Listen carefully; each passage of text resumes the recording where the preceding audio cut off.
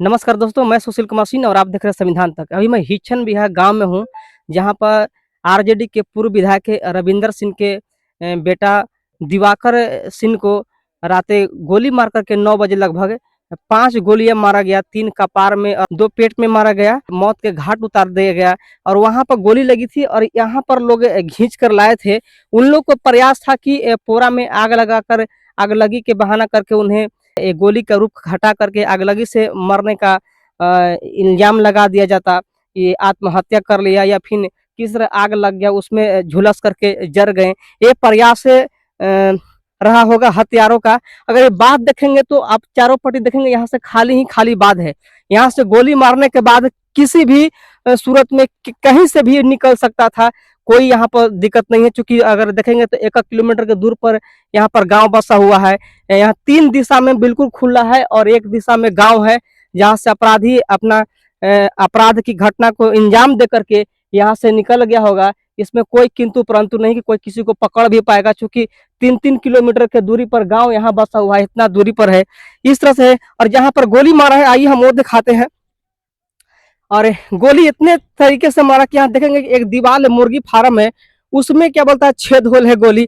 आप समझ सकते हैं किस तरह का शत्रुता होगा। और यहाँ पर देखेंगे, यहाँ पर सबसे पहले गोली मारा गया था। गोली मारने के बाद यहाँ पर लड़का वो गिर गया है और यहाँ से घिसट करके वहां ले जाने का काम किया। उसी बीच में उनकी माँ आ गई थी। माँ आ गई थी। हाँ, उनकी माँ आ गई थी और देर रात 9 बज रहा था, तो उन्हें लगा कि अभी तक बच्चा गया खिरहान दे तो आया क्यों नहीं। तो उन्हें शक हो रहा है, माँ तो माँ होती है, उसकी आत्मा कर आता है। यदि उसके पुत्र पर किसी तरह का अनहोनी घटना घटता है तो उसी क्रम में वो आती है और यहाँ पर पहुंचती है। तो वहाँ खींच करके ले गया था और देखा कि यहाँ पर आ गई, तो उन लोग जो दुश्मन था, जो हत्यारा था, गोली मारने वाला शूटर था, वो यहाँ से फरार हो जाता है। आइए मैं दिखाता हूँ आपको।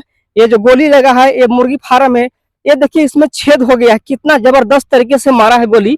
अगर एक मिस हुआ है तो यहाँ पर आकर लगा है। और गोली भी बरामद हुई है, वो भी मैं आपको दूसरे विंडो में दिखाऊंगा ही।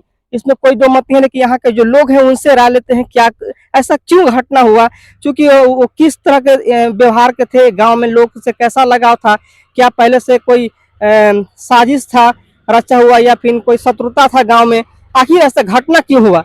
हमारे यहाँ घर नहीं है, आपका ही घर है, आप कहीं आप जवारी है ना। तो कैसा व्यवहार कर थे।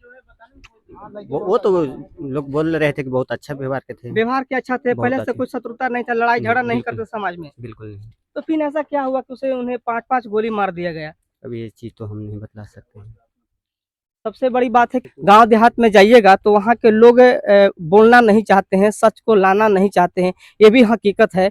और यही वजह है कि क्राइम गांव के क्षेत्रों में देखेंगे तो आए दिन इस तरह का घटना घटते रहता है। लेकिन यही अगर शहरी क्षेत्र में होता तो लोग खुल के बोलता, खुल के लोग विरोध करता है। मन ही मन ही सब कुछ लोग जानता है, लेकिन कुछ कहना नहीं चाहता है, माइक पर आकर बोलने के तैयार नहीं होते हैं। लेकिन हकीकत यह है कि वो इंसान व्यक्ति थे, गाँव में भी उनका एक अच्छा बिहेवियर था। ये आम लोगों का कहना, चूंकि मैं फीडबैक भी लिया था, जो कैमरे पर लोग बोलने के लिए तैयार नहीं था, लेकिन उन्हें गोली मारा गया। तो कहीं ना कहीं कुछ न कुछ साजिश जरूर रहा होगा, चाहे वो साजिश जिस तरह का हो, चाहे वो राजनीतिक साजिश हो या सामाजिक साजिश हो या फिर वर्चस्व की लड़ाई हो, कुछ तो रहा होगा। फिर क्यों किसी भोला इंसान को मारेगा। सर, ये घटना हुआ सर, कैसे हुआ सर। हम लोगों को खबर मिली, ये परिवार वर्षों से सामाजिक राजनीतिक कार्यों में, समाज सेवा में लगा हुआ है और उसकी अगली पीढ़ी के सबसे युवा सदस्य की मौत बेहद दुखद है। हत्या की खबर मिली और हम लोग सहानुभूति में आए हैं परिवार के साथ अपना दुख बांटने। इस घटना की जितनी निंदा की जाए कम है और हम तो यही कहेंगे कि प्रशासन बिल्कुल निष्पक्ष तरीके से जांच कराए किन लोगों ने हत्या की है। तमाम टेक्नोलॉजी का प्रयोग करके वो पता करे कि किन लोगों ने हत्याकांड को अंजाम दिया है और अपराधियों को सख्त से सख्त सज़ा मिलनी चाहिए, यही हम कहेंगे। उनका गांव में कैसा व्यवहार था, लोगों के बीच में कोई शत्रुता वाली बातें तो नहीं ना थी सर। अब जिससे हम लोग ये नहीं जानते हैं, हम तो बाहर से आए हैं आज ही इसी खबर को सुन करके, इसलिए और बाकी दैनंदिन जीवन में उनका किससे क्या था यह सब भी पुलिस जांच करे कि पहले किसी से दुश्मनी थी कि नहीं, कोई और बात थी कि नहीं। गांव के लोग बता रहे हैं कि वो बहुत मने नेक दिल इंसान थे, किसी के साथ कोई झगड़ा नहीं था, लड़ाई नहीं था, किसी तरह कोई मने दुश्मनी नहीं था, कोई रंजिश नहीं था सर, फिर भी इतनी बड़ी घटना, 5-5 गोली मार दिया गया सर। इतना निर्ममता से कैसे हत्या हो सकता है सर? मैं ये कह रहा हूँ कि यह बेहद दुखद और निंदनीय है। ये घटना, एक नौजवान की मौत हमेशा ही बहुत दुखदाई होती है, और हम ये कहेंगे कि प्रशासन पूरी सख्ती के साथ निष्पक्षता से इसकी जांच कराए, और जिन लोगों ने भी इस हत्याकांड को अंजाम दिया है उनको कठोर से कठोर सजा दे। आपका परिचय सर? राजा राम सिंह, भाकपा माले पूर्व विधायक Obra, politburo member, central committee member. ये हकीकत है जो आपको सुनवाया, और लोगों से भी सुनवाए आपको, जिन्होंने उनके बारे में बताया, उनका जो जीवनी बताया। हकीकत इतना ही था कि एक नेक दिल इंसान थे, सामाजिक लड़ाई लड़ने वाले थे। उनके पिताजी भी सामाजिक लड़ाई लड़े हैं।